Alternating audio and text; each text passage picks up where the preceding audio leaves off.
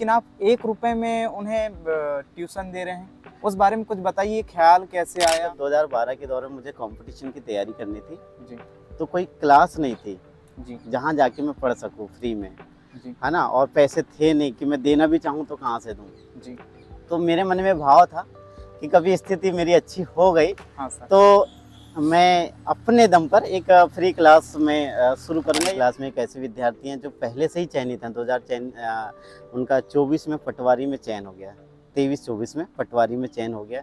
जी। और उन्होंने कुछ दिन आके देखी, उसके बाद उनको लगा कि नहीं ये क्लास मेरे भी काम की है, तो बाकायदा आज उनको आते हुए मुझे लग रहा है करीब 2.5 महीने हो चुके हैं, वो डेली आती है। आप किन किन प्रतियोगिता परीक्षाओं की तैयारी कराते हैं, उस बारे में कुछ ये बताइए। अच्छा सवाल है आपका। जी जैसे कि मैं भी अपनी क्लास को तो केवल रेलवे की क्लास के तौर पर ही चला रहा हूँ। मतलब मैं बताता हूँ कि मैं जो गणित पढ़ा रहा हूँ वो रेलवे की है, लेकिन दरअसल ऐसा नहीं है।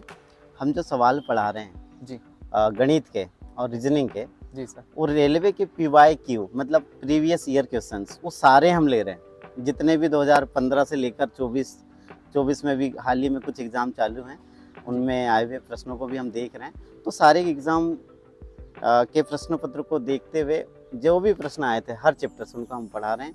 दूसरी बात है कि सिर्फ रेलवे तक सीमित नहीं है जी। हमारे प्रश्न ऐसे होते हैं, कुछ SSC के होते हैं, कुछ जो मध्य प्रदेश राज्य के जितने भी एग्ज़ाम हैं जहाँ जहाँ गणित आती है वहाँ पर के आए हुए सवाल को भी लेते हैं। मतलब सिर्फ रेलवे तक सीमित नहीं है। हम बिल्कुल वही तरीके से पढ़ा रहे हैं जो दिल्ली में रहते विद्यार्थी पढ़ रहे हैं और बालाघाट छोड़िए इंदौर भोपाल में रहते विद्यार्थी पढ़ रहे हैं। मतलब संक्षिप्त में पढ़ रहे हैं और एकदम नए पैटर्न पर पढ़ रहे हैं।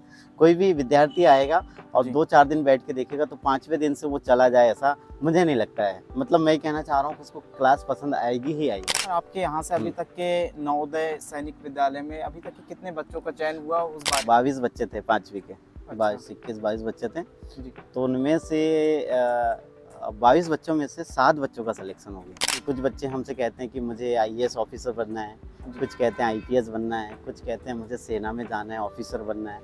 तो मुझे लगता है कि जिस तरीके से हमने उनको मेहनत करवाया और वो मेहनती बने, अगर वो उसी तरीके से वो आगे करते चले तो बेशक वो अपनी मंजिल को प्राप्त करेंगे। नवोदय का ही पढ़ा रहा हूँ, स्कूल का तो नहीं पढ़ा रहा हूँ, लेकिन मैं बता रहा हूँ 5वीं के बच्चों को हम इतना गणित पढ़ा देते हैं, इतना इंग्लिश पढ़ा देते हैं कि वो 6वीं-7वीं के गणित हल कर सकता है। अगर आपको यकीन ना हो तो आप बुक लेकर आ सकते हैं हमारी कक्षा में। 7वीं मैं कक्षा 7वीं में था जी। ठीक है। परीक्षा फीस का समय आया, परीक्षा फीस लगती है तो शायद 50 रुपए के आसपास की राशि परीक्षा फीस की थी। मैं पिताजी से मांगने गया था वो पैसा जी कि स्कूल में जो है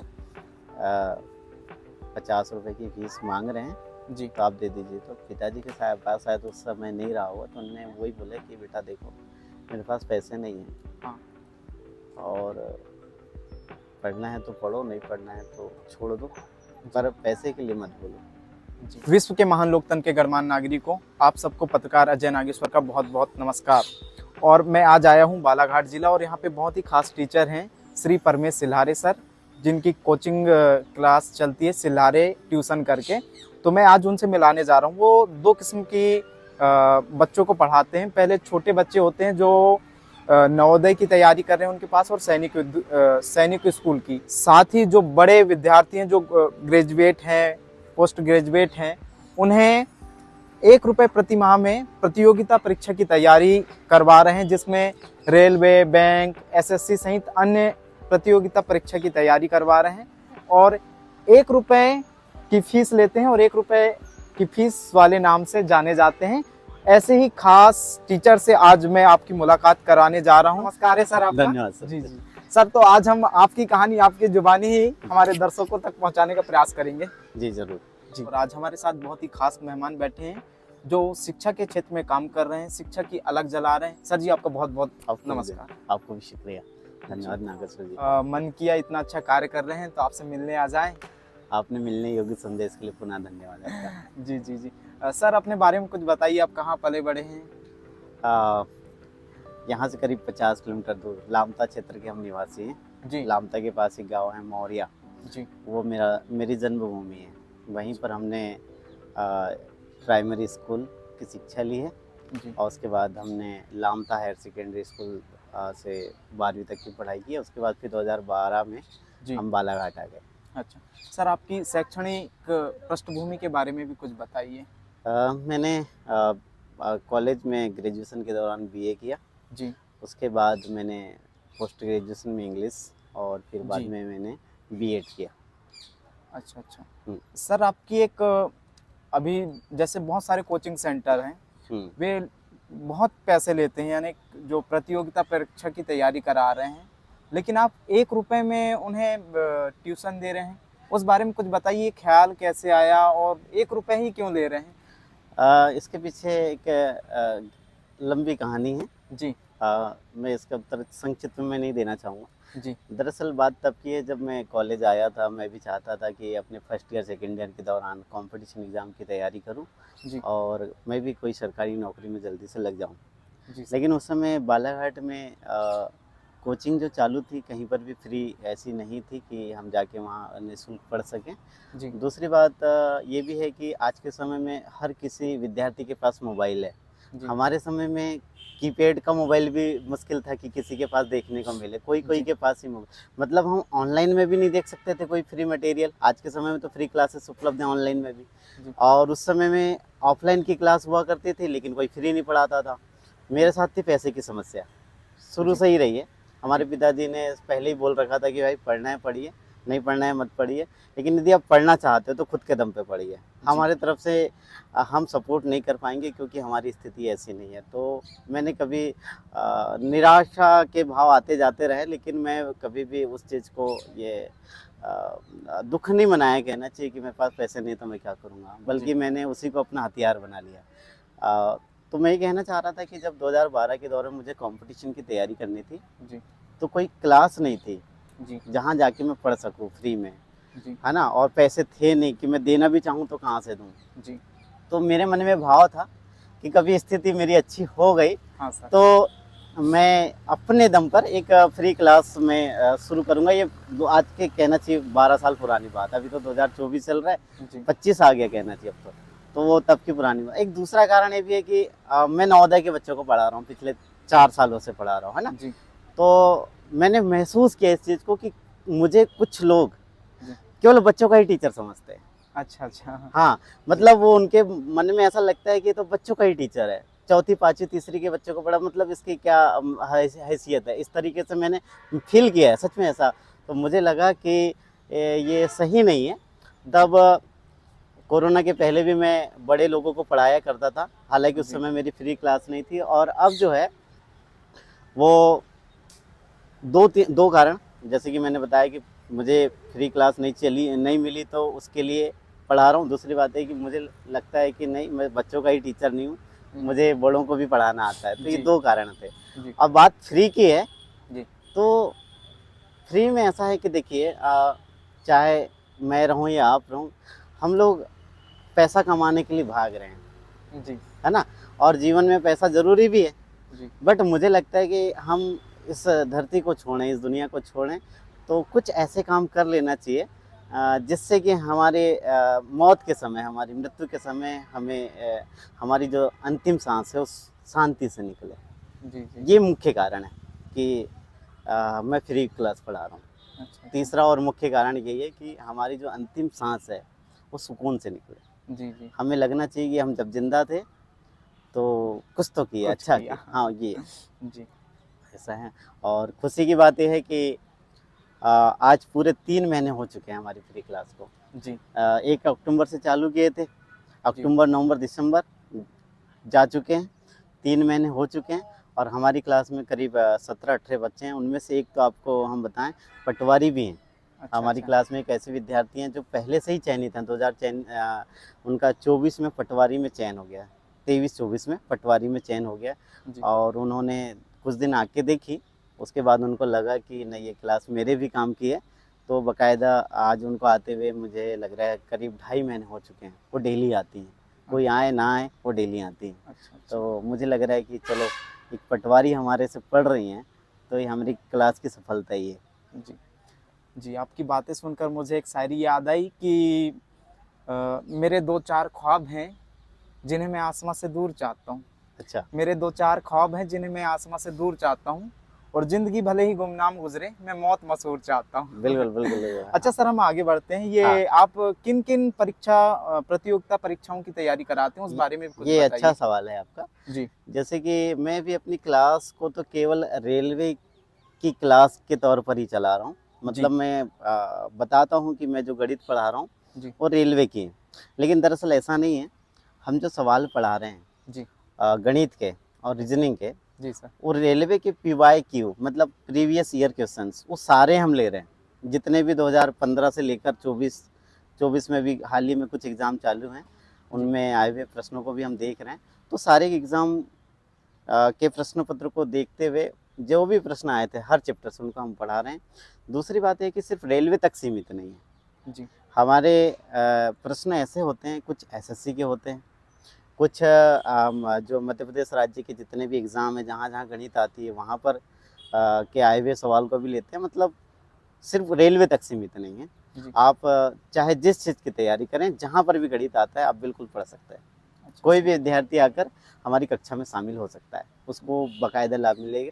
और ऐसा नहीं कि हम लोग बहुत पुराने तरीके से सवाल को पढ़ा रहे हैं। जी।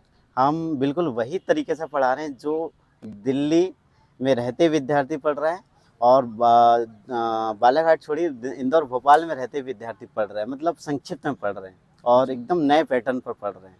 कोई भी विद्यार्थी आएगा और जी। 2-4 दिन बैठ के देखेगा तो 5वें दिन से वो चला जाए, ऐसा मुझे नहीं लगता है। मतलब मैं कहना चाह रहा हूँ कि उसको क्लास पसंद आएगी ही आएगी। जी। जी। अच्छा सर, आपके यहाँ से अभी हुँ। तक के नवोदय सैनिक विद्यालय में अभी तक के कितने बच्चों का चयन हुआ, उस बारे में भी कुछ आप बताइए। नवोदय क्लास की तरफ जा रहे हैं? जी। जी, ओके। देखिए, कोरोना के बाद जी।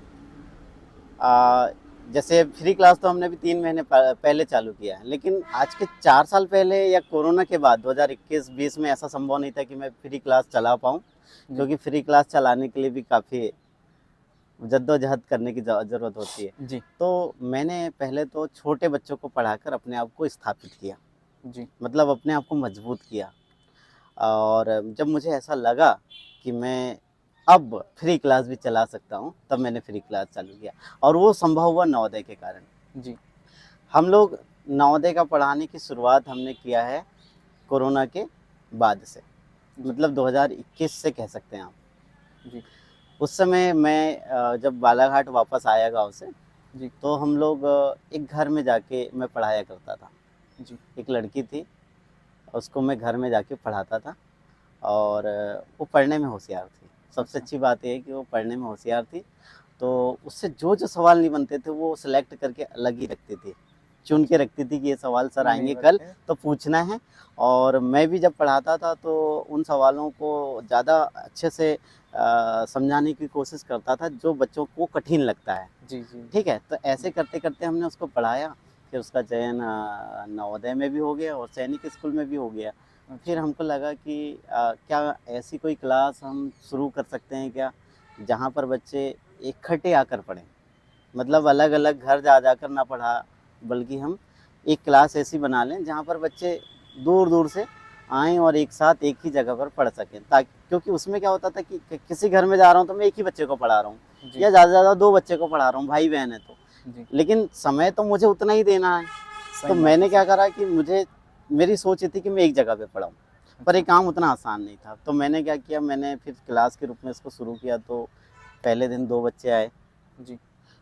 2 से 4 होने में 2 महीना लग गया, फिर 4 से 8 होने में पूरे साल लग गए। तो मैं जो 2022 का जो साल था, मैंने केवल शायद मुझे याद है कि मैंने केवल 7-8 बच्चों को ही पढ़ाया था। अच्छा। तो 7-8 बच्चों को पढ़ाया, बहुत मेहनत किया, तो उसमें से एक बच्ची का फिर चयन हुआ था। प्रियल नांगपा से नाम है उसका। जी। तो आज वो 7वीं-8वीं कक्षा में होगी नवोदय विद्यालय वाराणसी में। अच्छा। अच्छा। तो वो 2 सफलता हो गए।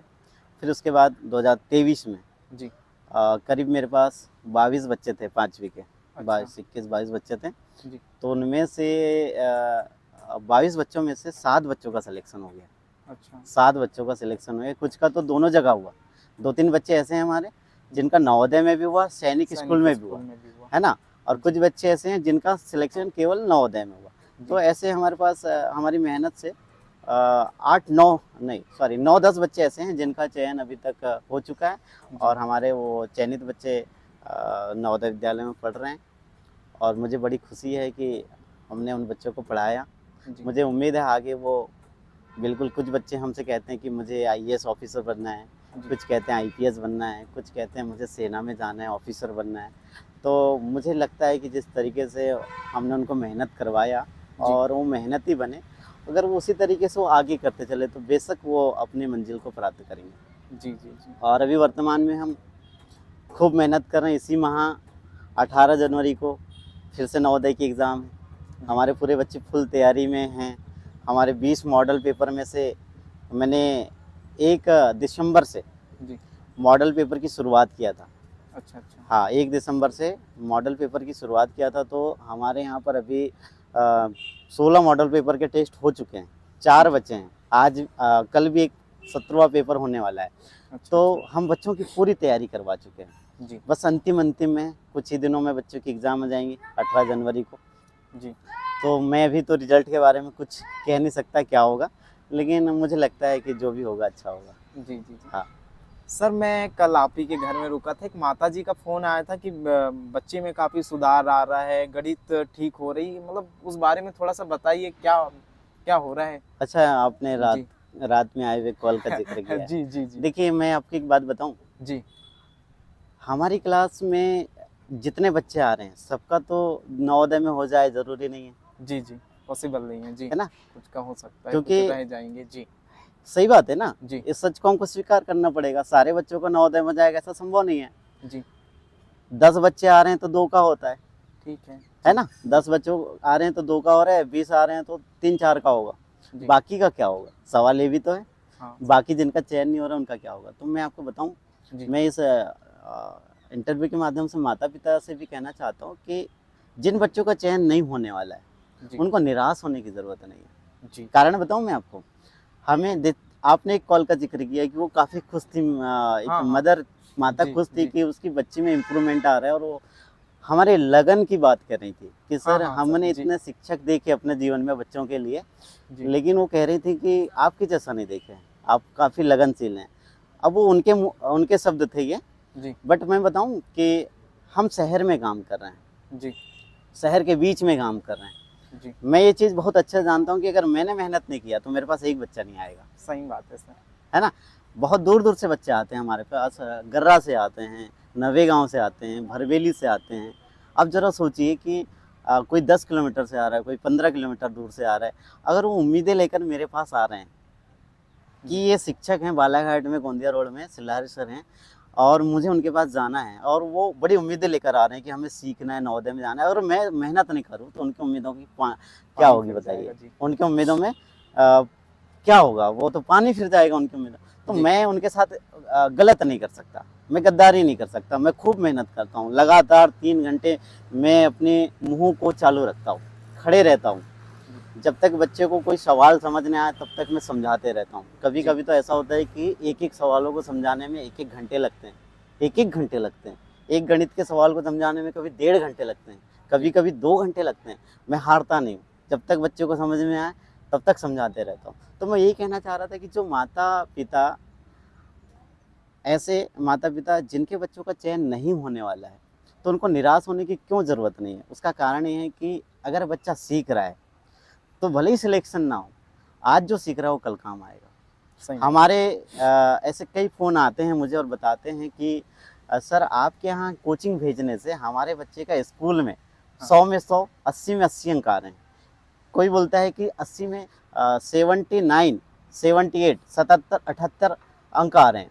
कोई बोलता है कि 100 में 95 अंक आ रहे हैं। कोई बोलता है पूरे में पूरे आ रहे हैं। और ऐसे माता पिता एक दो नहीं है जिनके फ़ोन आते हैं और हमसे वो खुश हैं। तो कहने का मतलब क्या हुआ कि मैं तो नवोदय का ही पढ़ा रहा हूँ, स्कूल का तो नहीं पढ़ा रहा हूँ। जी लेकिन मैं बता रहा हूँ 5वीं के बच्चों को हम इतना गणित पढ़ा देते हैं, इतना इंग्लिश पढ़ा देते हैं कि वो 6वीं 7वीं के गणित हल कर सकता है।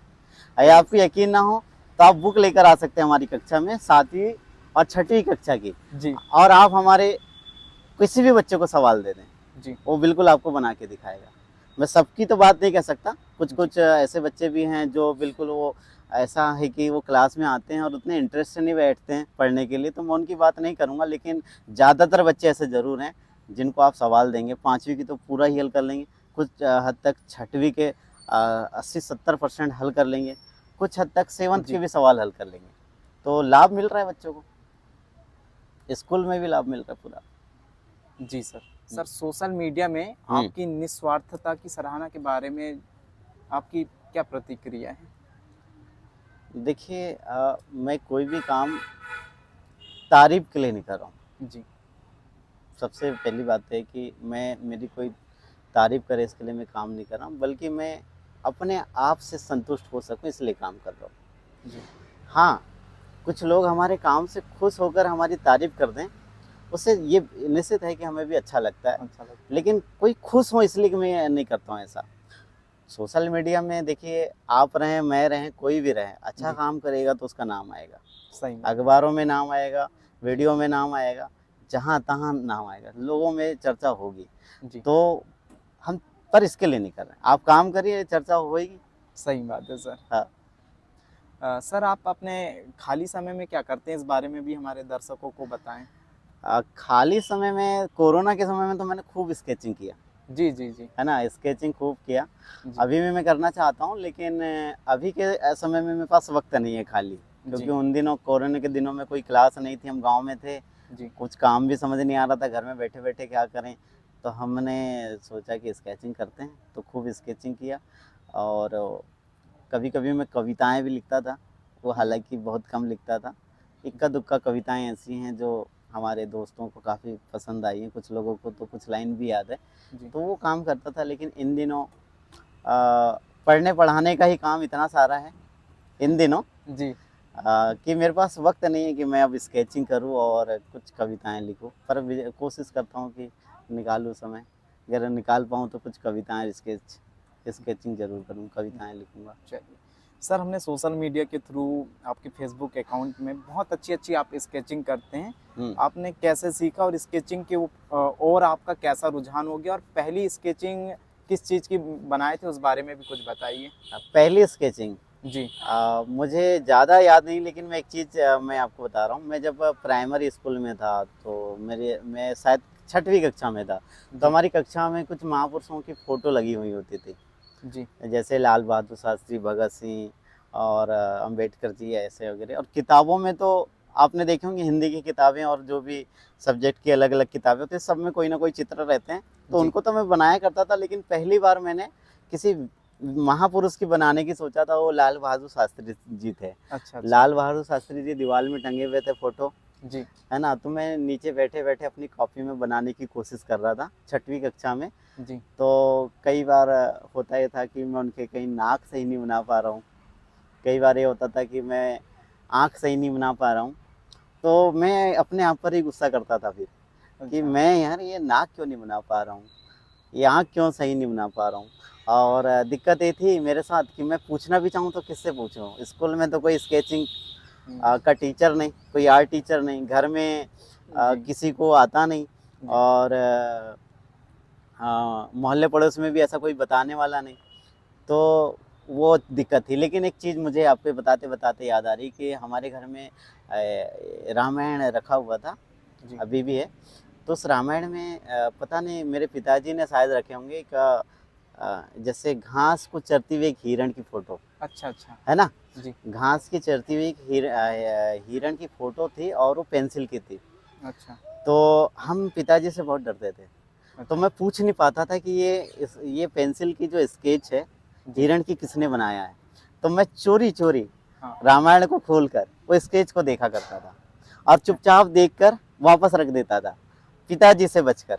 मुझे लगता था कहीं डाँट ना दे भई ये अच्छा। है ना? तो जी। फिर मैंने एक दिन हिम्मत करके उसको निकाला, जी। हूबहू बनाने की कोशिश किया, हाँ। और मैंने वैसा बनाया भी लगभग-लगभग। जी। तो वो एक दूसरी प्रेरणा थी। तो इसके बाद फिर मैंने एक बार 9वीं क्लास में गांधी जी की बनाया था। हमारी एक मैडम थी, मिश्रा मैडम, उनने हमारी खूब तारीफ़ की थी। उसके बाद फिर मैंने पुनः गांधी जी की बनाया, क्योंकि शुरू में जो गांधी जी की बनाया था वो उतनी अच्छी नहीं बनी थी। जी। और 2015 में मैंने गांधी जी की बनाया था। जी। पहला स्केच जो एकदम सही बना था, नोट से देखकर बनाया था मैंने। अच्छा अच्छा, हाँ ये हाँ हाँ नोट पे हाँ, नोट जी नोट में जी। जो गांधी जी हैं उसको हाँ देखकर बनाया था मैंने। जी, और वो लगभग लगभग मुझे लगा कि गलतियां तो होती है, होती है वो सर जी। कमियां तो रहती है, जी, लेकिन मुझे ऐसा लगा कि मैंने पहली बार स्केच को लगभग लगभग परफेक्ट बनाया। तो परफेक्टली उसके बना। बाद मेरा आत्मविश्वास जागा और जी, मुझे लगा कि अब मैं किसी का भी बना सकता हूँ। जी, और जी। सच्चाई ये है कि मैंने लगभग बहुत सारे स्केच बनाया, तो काफ़ी लोगों ने बोला कि हाँ ये हुबहू है। और मुझे भी लगता है कि अब मैं ठीक ठाक बना लेता हूँ। अच्छा, और लेकिन अभी भी उसमें बहुत काम बाकी है। जो लोग जी, डेली जी। करते हैं वो लोग मुझसे भी अच्छा बनाते हैं। जो लोग यही काम डेली कर रहे हैं वो मुझसे भी हाँ, अच्छा बनाते हैं। मैं भी बनाता, बट समय अभाव। समय है सर। अच्छा सर, अब थोड़ा-सा स्ट्रगल वाली कहानी बताइए हमें, जो गाँव से बालाघाट तक का जो सफ़र है, उस सफ़र के बारे में कुछ बताइए? स्ट्रगल जी, कैसा रहा वो सफ़र? स्ट्रगल तो हमारी तब शुरू हो गई थी जब हम प्राइमरी में थे। जी, आपको स्ट्रगल की बात कर रहे हैं तो मैं एक बात बताना चाहता हूँ। जी, मैं कक्षा 7वीं में था, जी। ठीक है? परीक्षा फ़ीस का समय आया। हाँ परीक्षा सर। फ़ीस लगती है तो शायद 50 रुपए के आसपास की राशि परीक्षा फ़ीस की थी। मैं पिताजी से माँगने गया था वो पैसा जी, कि स्कूल में जो है 50 रुपए की फ़ीस माँग रहे हैं, जी, तो आप दे दीजिए। तो पिताजी के पास शायद उस समय नहीं रहा होगा, तो उन्होंने वही बोला कि बेटा देखो, मेरे पास पैसे नहीं हैं हाँ, और पढ़ना है तो पढ़ो, नहीं पढ़ना है तो छोड़ दो, जी, पर पैसे के लिए मत बोलो। जी, तो बहुत मैं मतलब ये शब्द सुनकर मैं काफ़ी समझ ही नहीं आया मैं क्या करूँ? स्कूल छोड़ दूँ ऐसा लग रहा था। जी, मैं कहाँ से लाऊँगा 50 रुपए? कौन देगा मुझे 50 रुपए? किससे माँगूँ 50 रुपए? जी, कहाँ जाऊँ कमाने 7वीं की उम्र में? ये सब जी, ख़्याल आने लगे। तो फिर पता नहीं वो पैसा अरेंज तो हुआ, शायद माताजी ने दी होगी, हाँ, मुझे ठीक से याद नहीं हो गया। जी, पर उसी के बाद मैंने फिर जैसे 8वीं कक्षा में पहुँचा मैं, तो लामता जाकर मैंने, लामता हमारा जो क्षेत्र है वहाँ जाकर मैंने एसटीडी में काम करना शुरू कर दिया। अच्छा, सुबह शाम उसकी दुकानों में झाड़ू लगाता था और साफ़ सफाई करता था, पोछे लगाता था और ग्राहकों को भी देखता था, थोड़ा हैंडल करता था। तो वो मेरी स्कूल की फ़ीस, पहली बार मैं लामता में पढ़ा, फिर 8वीं से प्राय अच्छा, सरस्वती शिशु मंदिर लामता में पढ़ा। तो वहाँ फ़ीस थी 40-50 रुपए महीने की, तो वो मेरी स्कूल की फ़ीस भरते थे, मेरे लिए कापी किताब ले देते थे सेठ जो थे अच्छा, और एसटीडी वाले? एसटीडी वाले। और उसके जी, वो बदले में मैं उनके यहाँ पर झाड़ू पोछा का काम करता था। और इस तरीके से फिर मैं हर साल जब जी, गर्मी की छुट्टियाँ लगती है ना, उसमें मैं कुल्फ़ियाँ बेचा करता था। अच्छा, अच्छा, मैं कुल्फ़ियाँ बेचने के लिए साइकिल पकड़ता था, पीछे अपनी कुल्फ़ी की जो पेटी, पेटी होती है वो रखता था। और उस लामता से चरेगाँव, आपने ढूटी बाँध सुना होगा, जी, जी, गए भी होंगे। तो ढूटी वो जो गाँव है वहाँ भी जाता था और फिर बीच में उधर सूर्या शेर भी है, काफ़ी जंगल एरिया है। जी, तो मैं रोज़ करीब 30-40 किलोमीटर आना-जाना साइकिल से करता था, कुल्फ़ियाँ बेचता था। तो ये 3-4 साल मैंने किया, 11वीं 12वीं 9वीं 10वीं, ये 4 साल में 2 महीने काम करके पैसे जुटाता था, पढ़ता था। और जब ये बालाघाट आया तो बालाघाटों में दुकानों में काम किया मैंने, जी, कपड़े के दुकान में काम किया, मोबाइल के दुकान में काम किया, 1 महीना पेपर बेचा, होम ट्यूशन पढ़ाए, जी, अ, कई अपाला जैसी कोचिंग में पढ़ाने का पहली बार अवसर मिला। जी, हमने वहाँ पर गणित पढ़ाया था वर्ग 3 वालों को 2017 में, जी, है ना? गणित पहली बार पढ़ाया था हम लोगों ने। सर ने हमको, नारायण सर जी ने हमको उनका मेहनताना भी दिए। जी, जी, तो हाँ, अगर मैं हिम्मत हार जाता तो शायद मैं स्कूल के दिनों में ही स्कूल छोड़ देता, सही बात है सर। क्योंकि मैं अकेला नहीं हूँ जो मेरे साथ समस्या, बहुत बहुत सारे लोगों के साथ ये समस्या आज भी है, पहले भी थी, आज भी है और मुझे लगता है आगे भी रहेगी। गरीबी किसी न किसी को तो जकड़ ही लेता है, तो जी, है ना? लेकिन मैंने लोगों को स्कूल कॉलेज छोड़ते देखा है, लड़ते नहीं देखा पढ़ने के लिए। जी, अभाव आए, लोगों ने बोल दिया कि मेरे को सपोर्ट करने वाले नहीं है कोई, जी, पिताजी नहीं है, माताजी नहीं है, कोई रिश्तेदार नहीं है, तो उन लोगों को मैंने स्कूल छोड़ते देखा, पढ़ते जी, नहीं देखा मैंने। हाँ, पढ़ते उनको देखा जिनकी मैंने कहानियाँ पढ़ा, जी, जैसे अब्दुल कलाम जी, उनको मैंने नहीं देखा सामने से, लेकिन उनकी कहानियाँ पढ़ा। बोले कि पढ़ने के लिए पैसा नहीं है तो पेपर बेच रहे हैं। पास के जितने लोग थे सबको स्कूल छोड़ते देखा, लेकिन जो जी, जी। महापुरुष हैं उनको मैंने पैसे कमाते देखा पढ़ने के लिए। जी। तो मैंने पता नहीं, उस समय तो ये सब जीवनियाँ मैंने पढ़ा नहीं था, लेकिन मुझे लगता था कि नहीं, मैं स्कूल नहीं छोड़ सकता। अगर स्कूल छोड़ा तो फिर मैं क्या करूँगा? क्या करूँगा मैं? मज़दूरी करूँगा, खेती करूँगा, या फिर हमारे मोहल्ले के जो कुछ लोग हैं जो नागपुर जाते हैं कमाने, वहाँ जाऊँगा। मैं गया भी था एक बार कमाने। अच्छा, अच्छा। 12वीं के बाद मैंने सोचा कि अब लामता में दुकानों में काम तो बहुत कर लिया, अब थोड़ा बाहर भी जाते हैं कमाने के लिए 2 महीने की छुट्टी में। तो ज़्यादा मैंने पैसे मिलेंगे हाँ, बाहर। 2 महीने तक रात को मैंने काम किया। अच्छा। हाँ, तो बहुत मुश्किल है जीवन मज़दूरों का। मुझे लगता है कि हर किसी को, विद्यार्थी जो गरीब है, जी। तो उसको लड़ना आना चाहिए। लड़ना आना चाहिए। लड़ने का मतलब है कि भाई आप पढ़ाई मत छोड़ो। हुँ। पढ़ाई करने के लिए आप पैसा कहाँ से कमा सकते हो, कितना लड़ सकते हो, ये इसलिए बोल रहा हूँ कि लड़ना आना चाहिए। आप पढ़ाई छोड़ दोगे तो फिर क्या करोगे? मज़दूरी ही करोगे जीवन भर। मज़दूरी करोगे। अगर आप सोचिए कि आज मैं लड़ता नहीं, मेरे पास कोई सरकारी नौकरी नहीं है, अब मैं ऐसा कोई बहुत बड़ा भी काम नहीं किया हूँ कि मैं कुछ उपलब्धि के नाम पर आपको बता सकूँ, लेकिन फिर भी मैं पढ़ लिया हूँ, तो कम से कम आप पूछने तो आ गए मुझे। जी। आपकी नज़र मुझ पर आई तो सही। जी, जी, जी, सही बात है सर। मेरे पास बताने के लिए मैं कोई बहुत बड़ा अधिकारी नहीं हूँ, टीचर नहीं हूँ, मैं तो सामान्य सा एक व्यक्ति हूँ, छोटा सा। पर फिर भी तो आप पूछ रहे हैं ना मुझे। जी। आप मजदूरों के पास क्यों नहीं जा रहे हो? उनका इंटरव्यू क्यों नहीं ले रहे हो आप बताइए मुझे। आप हमको पकड़ लेते, आप मजदूरों को क्यों नहीं पकड़ते? अब मैं भी मजदूर रहता तो आप मुझे भी नहीं पकड़ते, नहीं पकड़ते, है ना? तो कम से कम मैंने पढ़ लिया, शहर में आके बच्चों को पढ़ा रहा हूँ, फ्री क्लास चला रहा हूँ, तो कम से कम पूछ तो रहे मुझे, जी, जी, जी, है ना? तो इतना भी बहुत है मेरे लिए। तो जी, जी, भले मैं कुछ नहीं कर पाया, आगे पता नहीं क्या कर पाऊंगा, लेकिन मुझे आप पूछ रहे हैं, इतना भी बहुत है। जी, जी, जी, ये कम नहीं है भाई, है ना? जी, जी, मैं तो कई लोगों को ये तक कह देता हूँ पढ़ाते पढ़ाते कि भाई आपको सुविधाएं मिल रही है, पास में लाके आपको पानी मिल रहा है, आप घर वालों से बोल रहे हैं कि मुझे 2000 की जरूरत है, आप वो 3000 दे पैसे रहे भी हैं, मिल तो आप रहा है। कलेक्टर बन जाओ, क्या फर्क पड़ता है इससे? सही बात है। आपको हाथों हाथ सुविधाएं मिल रही हैं, तो आप कलेक्टर बन जाओ, क्या मिलता है, क्या फर्क पड़ता है इससे? लेकिन यदि कोई गरीब का बच्चा चपरासी भी बनता है अपनी मेहनत से, तो कलेक्टर से कम है क्या? जो जिसके पास कुछ नहीं है, जी, कदम कदम पर ये डर था कि स्कूल ना छूट जाए, कॉलेज की तो बहुत दूर की बात है, स्कूल ना छूट जाए, संकट मंडराते हुए अगर वो धीरे धीरे बढ़ रहा है आगे, और वो चपरासी बन जाए तो बड़ी बात है, और जिनको सब कुछ मिल रहा हो कलेक्टर ही बन जाए तो क्या फर्क पड़ता है? जी, जी, हम किसी को कम ज़्यादा नहीं बोल रहे हैं, हम तो बात मेहनत की कर रहे हैं, जी, है ना? तो खैर ठीक है, देखते हैं क्या होता है आगे। जी।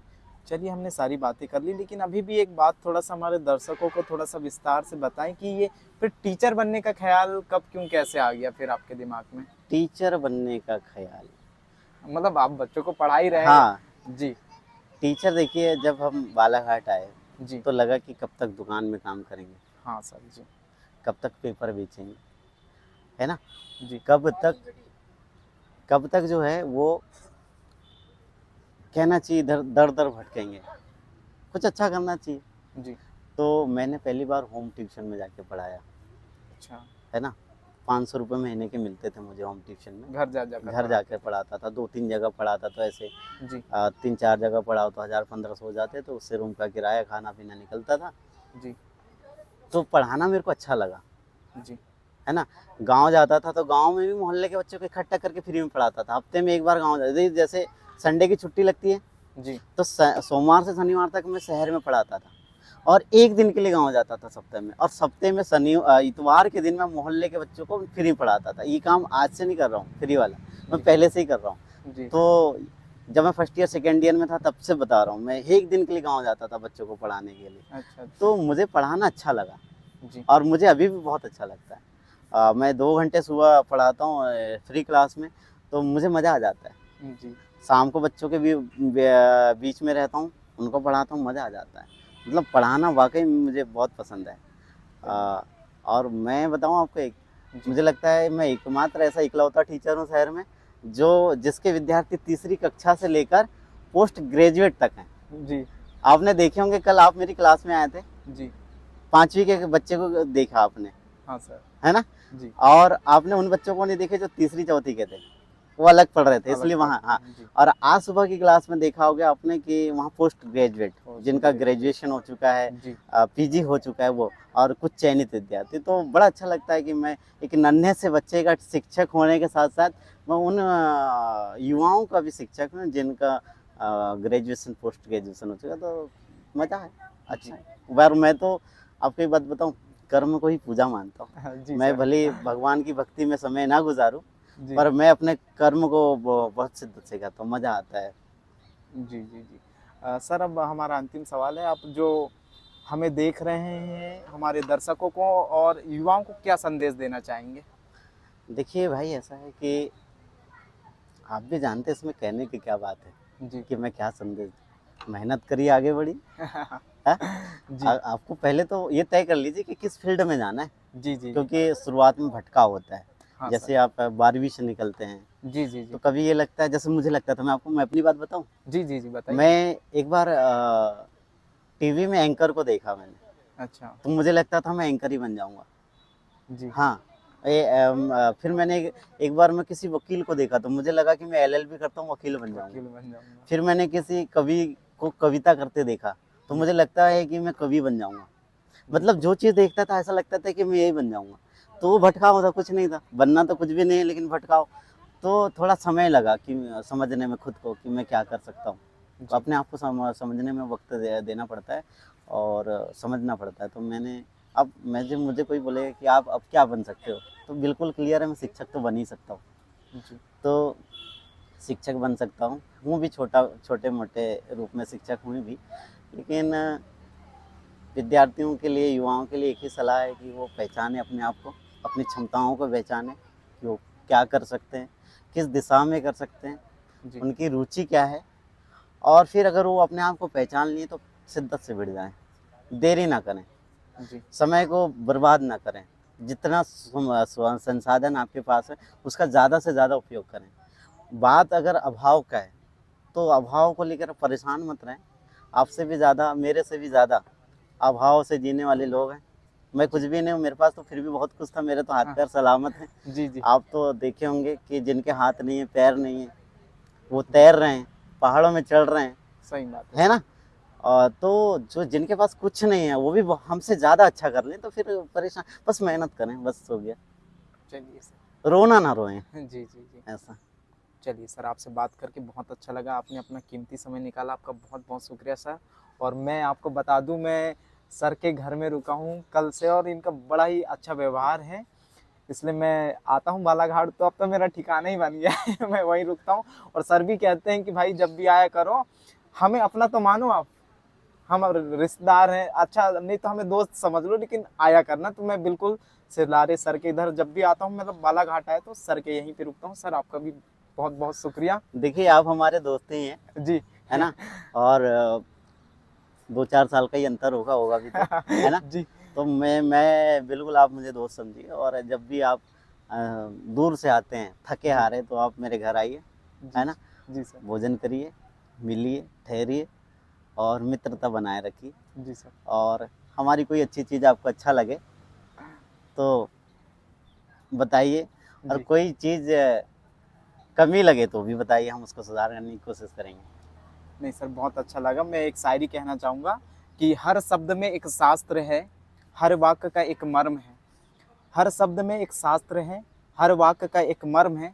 आपका साथ मिला सर कुछ पल, ये जन्मों का सत्कर्म है। देखिए भाई, आपका भी साथ हमको मिला, ये भी जी हमारे किसी सत्कर्म का ही नतीजा होगा।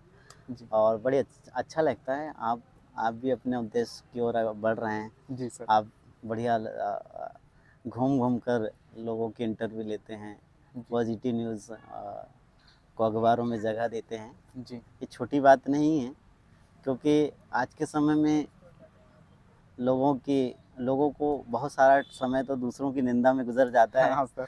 है ना? और आपका समय लोगों की तारीफ़ों के लिए गुजर रहा है, बड़ी बात है। जी तो मैं भी आपको शुभकामनाएँ और बधाई देता हूँ कि आप भी अपने रास्ते पे और जी आगे जी बढ़ें, जी जी है सर। ना? जी और सब आगे बढ़ें। चलिए सर, बहुत जी, अच्छा लगा सर, नमस्ते। जी, थैंक यू।